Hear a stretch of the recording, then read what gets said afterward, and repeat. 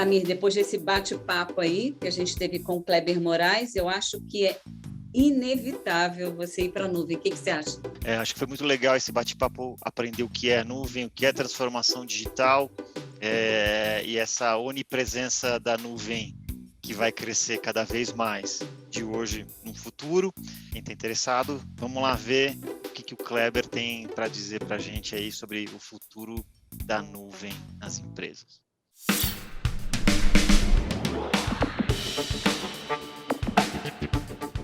Bem-vindos a mais um Expresso Talks, um programa que traz sempre um bate-papo interessante sobre inovação e conectividade com especialistas de TI e Telecom. Meu nome é Solange Calvo e hoje eu e Samir Vani, apresentadores do Expresso Talks, vamos conversar com Kleber Moraes. Ele é diretor-geral da Amazon Web Services aqui no Brasil. Solange e Samir, um enorme prazer estar aqui com vocês para esse bate-papo. Maravilha, Kleber, um prazer poder te receber aqui, estar com a gente. Tem bastante pergunta, muita dúvida, muita curiosidade, que a gente vai cobrir ao longo dos nossos próximos minutos contigo. Bom, Kleber, então vamos começar. É claro que o assunto aqui é nuvem, né? Está em alta no mercado e a gente sabe que está muito além de armazenamento de dados ou redução de custos, né? O que eu gostaria que você já iniciasse essa nossa conversa falando assim das principais razões pelas quais as empresas precisam estar na nuvem e que você já está percebendo essa movimentação um pouco mais frenética, né, no ingresso da nuvem. Solange, essa movimentação bem frenética, a gente acompanhou principalmente com o advento da pandemia a necessidade das empresas e nós mesmos como usuários de uma mudança. Essa mudança pelo ponto de vista das empresas, muito mais na agilidade, ou seja, as empresas necessitam levar inovação de uma maneira mais rápida ao mercado. Durante esse período, a gente acompanhou algumas empresas que não tinham acesso aos seus dados de trabalho remoto, ou empresas que tiveram que fechar suas lojas e migrar o seu negócio para o e-commerce. Então, várias empresas buscando na nuvem essa agilidade e essa inovação. Acho que a nuvem tem sido um grande habilitador da inovação para as empresas, de transformar os seus negócios, a fazer de forma diferente aquilo que vinha fazendo no passado e podendo arriscar com um custo mais baixo. E um ponto que você mencionou, que é a questão do custo. Com certeza, o fato de você poder utilizar serviços e pagando conforme você utilize, isso traz uma redução de custo. E para as nossas vidas, acho que a nuvem ela virou um habilitador do nosso dia a dia, desde o momento que eu acordo e pergunto para a Alexa como é que vai ser a temperatura ou as notícias, até o momento que eu peço uma comida via delivery, ou agendo uma viagem, ou peço o meu Uber, ou assisto o meu filme na Netflix. Então, ela passou a conviver no nosso dia a dia de maneira intensa, e isso hoje faz parte desse contexto, dessa transformação digital que a gente tanto fala. Se vocês me permitem, Solange, Kleber, eu gostaria só de dar um passo atrás e tentar explicar para aquele meu amigo que não tem muita familiaridade com o tema, o que é nuvem, afinal?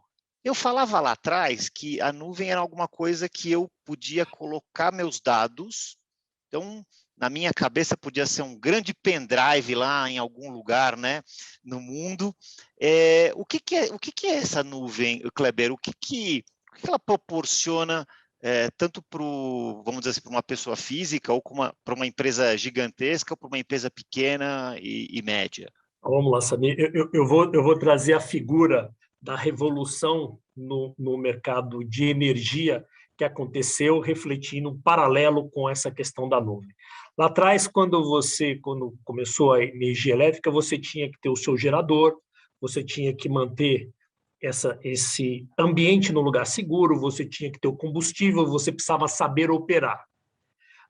No momento da transformação e da Revolução Industrial, você colocou isso sendo pago e trouxe isso para ser utilizado através da rede, ou seja, com um clique você tem a energia.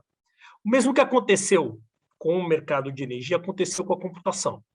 Atrás você tinha que ter o seu data center, você tinha que manter seu data center, ter seus dados em segurança, e a nuvem possibilitou você ter uma infraestrutura de serviços tecnológicos, o seu armazenamento, a sua capacidade computacional, segurança, uma série de aplicativos e software, você utilizando via internet, pagando conforme você usa. Então, isso foi o grande habilitador das que a gente chama startups, que eram empresas que tinham ideia e muitas vezes não conseguiam fazer um investimento muito forte daquele gerador lá atrás ou daquela quantidade de servidores para usar de uma maneira mais simples e podendo alavancar os seus negócios. Então, mesmo que aconteceu com a Revolução Industrial, aconteceu com essa revolução tecnológica que o Brasil hoje, esse ano a gente comemora 10 anos de Brasil, onde a gente investiu no que a gente chama da região de GRU, para construir uma região que são clusters de data center, que permite com que a gente faça isso, que você consiga disponibilizar capacidade computacional, que você tenha uma baixa latência para poder fazer uma transação, num ambiente extremamente seguro. Então, hoje está presente no nosso dia a dia sobre todas as óticas. Maravilha, entendi. Acho que meu amigo vai ficar feliz. Mas ele ainda tem uma perguntinha a mais, Kleber, que é a seguinte. Vocês falaram de um tal de negócio chamado transformação digital. Esse meu amigo não entende muito bem o que é transformação digital e ele já está começando a escutar o seguinte, eu preciso fazer a transformação digital, eu preciso ir para o digital, eu tenho muita dúvida se é só fazer um site, se é ter um site de compra, e tem gente já me falando de uma segunda onda de transformação digital, mas eu nem surfei nessa primeira, o que eu estou fazendo de errado, o que eu preciso fazer? Não, Samir, o grande ponto que a gente tem acompanhado, o que a gente chama de clientes de A a Z, desde aquele pequeno comércio que precisa colocar os seus dados num dos nossos parceiros como a Vetex, para colocar seu catálogo para poder vender, ou utilizar dentro da própria Amazon.com e disponibilizar os seus produtos. Ou seja, você tem uma amplitude de se tornar digital ou se transformar e utilizar a tecnologia para o seu benefício. Acho que quando a gente fala transformação digital, é cada um dos negócios e você tem nuances e diferença para cada um deles. Como você utiliza a tecnologia para poder ser mais ágil e inovar?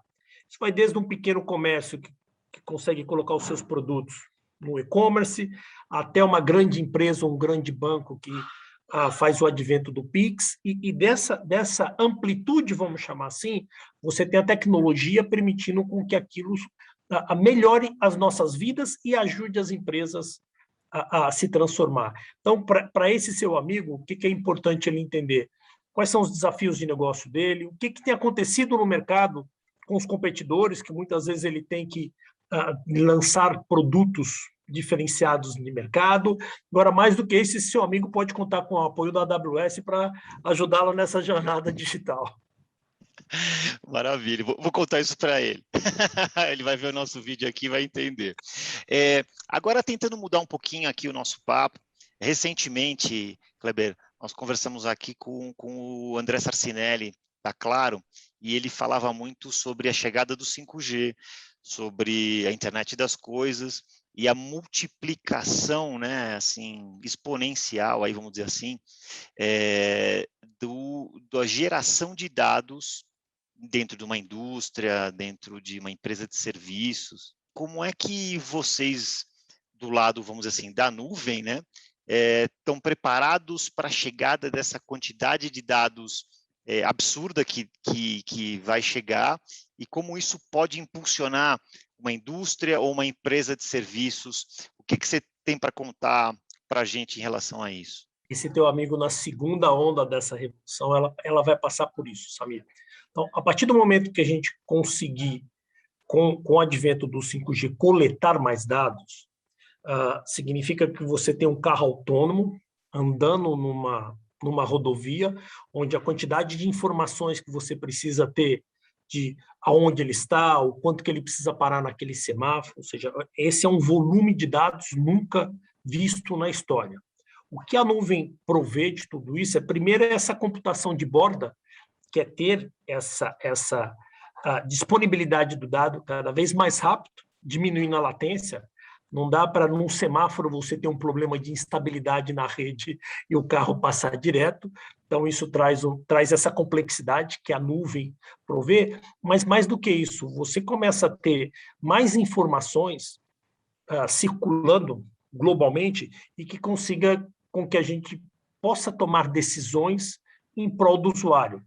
Decisões de algum local que eu posso ter uma oferta, decisões como o carro autônomo, que você pode facilitar a vida e transformar maneiras de fazer comércio, a questão do drone, ou seja, você começa a ter mais dados e uma necessidade de analisar esses dados de maneira efetiva para cada um de nós.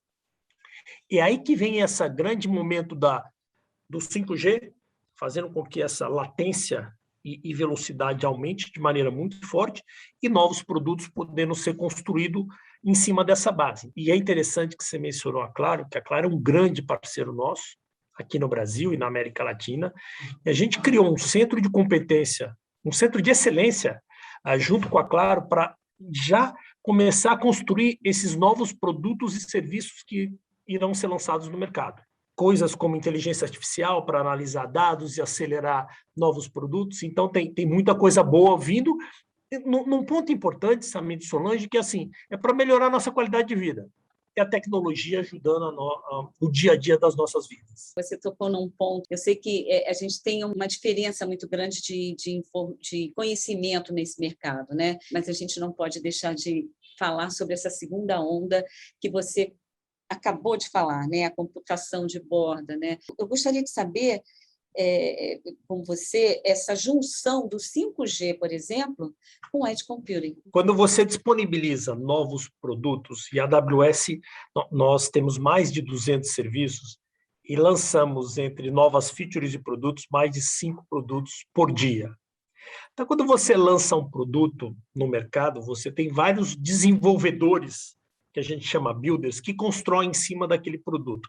Um exemplo simples, reconhecimento facial. Primeiro você lança um produto e aí algumas empresas lançam um serviço que utilize aquele produto. O fato de você ter uma latência menor permite, no limite, você construir coisas do tipo, você está indo você sofreu um acidente, está indo para o hospital, você já saber o tipo sanguíneo daquela pessoa, você já tem um histórico de referência de dados dele, ou você consegue começar a criar novos serviços em função desses produtos que estão sendo lançados. Ter esse aspecto de você poder criar, arriscar e pagar pouco por isso. Quando o Samir me perguntou o porquê que a nuvem ela se casa dentro desse modelo de 5G e com as empresas de telecomunicações, Samir, talvez seja o principal ponto é que o investimento que as empresas de telecomunicações tiveram que fazer lá atrás para construir mega infraestrutura de data center, para não no passado muito recente, quando chegava no final do ano, eu tentava fazer uma ligação com um familiar longe e aquela capacidade computacional não aguentava. Isso hoje, a AWS, a nuvem, ele minimiza tudo isso. Toda essa capacidade de infraestrutura, a AWS provê. Aproveitando essa tua explicação sobre operadora e daquela ligação, né, na noite de Réveillon lá, que ninguém conseguia fazer, né, ligar para a mãe e tal. Tem alguns casos bastante recentes, no Japão, Estados Unidos, de operadoras que estão começando a trabalhar num modelo, vamos dizer assim, numa arquitetura completamente baseada em nuvem. Cara que tem um desejo de montar uma operadora, ele tem uma facilidade gigantesca hoje de montar isso basicamente usando toda a tua infraestrutura e não necessariamente fazer esse investimento que você mencionou lá atrás. O que você conta para a gente a respeito disso? O que vocês estão vendo nessa frente e o que a gente pode esperar disso no Brasil assim em breve? Um dado talvez que reflita isso, hoje 5% do gasto mundial de TI ele é feito na nuvem. E alguns institutos dizem que até 2040 esse gasto vai passar a ser 40% ou até 50%. Então a gente fala que é still day one, ainda estamos no dia 1, onde esses clientes encontram na arquitetura de nuvem a possibilidade de inovar utilizando serviços, o mesmo serviço que eu acabo provendo para um grande banco, é aquele serviço que eu acabo levando para um pequeno banco. Ele consegue usar tudo isso como diferencial competitivo, pagando conforme ele utiliza, e os investimentos que a gente faz para que isso reduza a necessidade desse investimento dessas empresas de telco, ele é muito forte. Então, hoje você pode imaginar que há 8 anos atrás, 6 pessoas se reuniram aqui na Califórnia, mas é na Rua Califórnia, visualizando construir um banco. Você pode imaginar que esse banco hoje é o Nubank, que está se expandindo globalmente, indo para vários países. Em anos anteriores, você pensar o tamanho do investimento necessário para se formar um banco, talvez inviabilizasse você pensar em ter o banco. Isso hoje acontece com as empresas de telco. A gente procura fornecer toda a infraestrutura tecnológica necessária para que eles foquem no cliente final e na inovação que eles querem.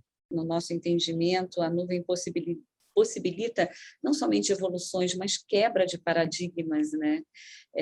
Porque, como você falou, ela habilita, né, a inovação. Então, você acha que num futuro não muito distante, vai chegar um tempo em que o usuário final ele será capaz de criar seus próprios algoritmos, ele ficar um pouco mais independente? Você enxerga essa possibilidade? Já começa a ser uma realidade, Solange. A gente já começa a ver vários dos nossos serviços sendo desenvolvidos por usuários dentro das empresas, desenvolvedores que veem em nossos serviços a oportunidade de construir algo para os clientes. A gente tem vários exemplos de empresas que utilizam isso como diferencial competitivo numa questão, e a gente tangenciou um aspecto dessa transformação digital, que é a cultura, que é a parte do aspecto cultural, de você empoderar esses desenvolvedores para construírem juntos com as empresas os seus novos negócios.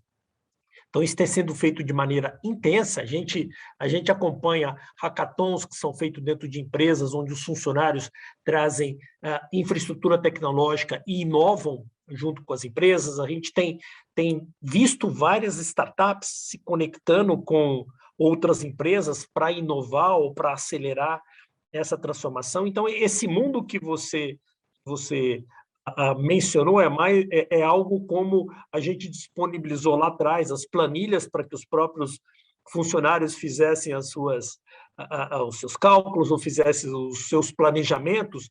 A gente começa a fazer isso. A gente começa a colocar todos esses serviços na mão desses usuários, e aí o limite é muito grande. A gente está falando de inteligência artificial, a gente está falando em capacitar modelos que consigam inovar junto com as equipes. Então, é uma oportunidade enorme de um mundo novo que se vislumbra aí pela frente. E com tudo isso, a gente também trabalha com várias software houses que ajudam esses usuários e essas empresas a inovarem de maneira mais rápida. Então, eu diria para você que o grande desafio hoje ele passa pela cultura da empresa, dela realmente permitir com que toda essa inovação seja feita e traga isso como benefício. Uma questão que eu tenho colocado muito é a questão de capacitação técnica. É importante você capacitar, é importante as suas equipes estarem treinadas para poder utilizar toda essa tecnologia que está disponível em prol dos seus negócios, em prol das nossas vidas. Você encontra hoje vários recém-formados sonhando em montar o seu novo unicórnio, tendo uma grande ideia e contando com a AWS para poder realizar esse sonho. Muito legal o que você está comentando com a gente, Kleber, e eu queria te fazer uma outra pergunta. Eu tenho outros 2 amigos, Kleber, que eles são um pouco mais assim conservadores, né? Vamos dizer assim. Um trabalha num banco, outro trabalha ali no varejo, e eles pensam da seguinte maneira, ele fala, um dia o Kleber pode esquecer de ligar lá a AWS na tomada, eu prefiro ter toda a minha solução dentro de casa, sabe? Esse negócio aí, não sei não, Vai que o Kleber esquece e sai no feriado e aí minha empresa acaba no dia seguinte. Como é que vocês lidam com esse tipo de cliente que ele é um pouco mais resistente à mudança tecnológica hoje em dia, né? Samir, esse é um bom ponto. Eu vou colocar um pouco do histórico meu, que eu talvez eu me senti um pouco na pele desse teu amigo. Eu era presidente de uma empresa onde eu tinha 5 ERPs diferentes na minha base. Eu tinha que capacitar as pessoas. Muitas vezes o desafio do budget, o desafio da capacitação, do conhecimento. E eu cheguei a ter momentos pesados, problemas onde a minha equipe não tinha capacidade técnica para resolver. Então, o que eu te trago com isso é assim, hoje, você disponibilizar para empresas como a AWS, que investem de maneira forte, que tem toda uma capacidade e sistemas automatizados de inteligência artificial para que o Kleber não precise esquecer de ligar ou desligar a tomada, mas isso seja feito de maneira redundante e várias redundâncias. Quando eu estou falando de redundância, estou falando de centenas de redundância, onde você tem uma equipe global olhando diariamente como é que você está a disponibilidade de cada tipo de produto. Eu diria para você que as suas informações, os seus dados e a sua tecnologia estará em melhores mãos. Por quê? Porque quando você tem o seu ambiente interno, você tem que capacitar a sua equipe, você tem que habilitar com que eles conheçam mais, você tem que fazer todo o investimento necessário para isso. Aí, com o teu amigo, talvez o que eu possa dizer para ele é que a liderança tem um papel fundamental nessa migração.